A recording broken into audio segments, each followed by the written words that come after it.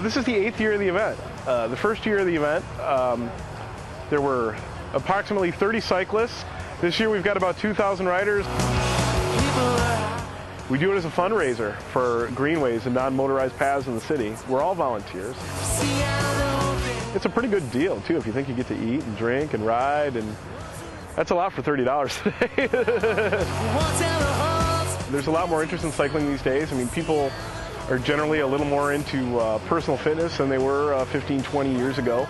I think they're getting back on their bikes because they're realizing there's a viable commuter alternative with the gas price shocks of the last few years.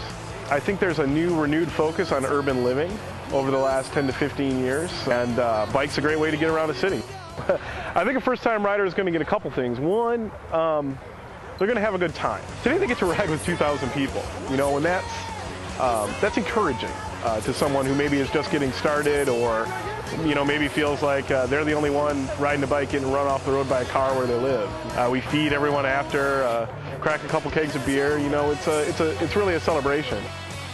People who come to Detroit, they may know their way around town, or they may come and driving on the highway, get off at an exit, go to the event they're going to, go back to their car and go home.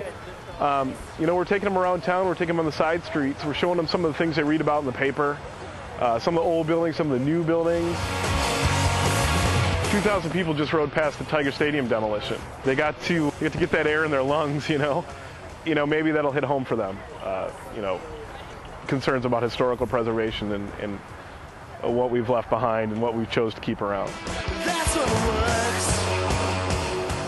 It sends a message, just like anything else when you can put a big group of people together. And people can look and say, hey, not only, are people, choosing to ride a bike for recreation, they're doing it in the city. The city's supporting it. The people that live there are putting it together. It shows culture that, hey, if we all get together for one day, we can go have a good time, and it shows that across our region, people are making this choice on a daily basis. The first year was 30 people, and now we've got 2,000.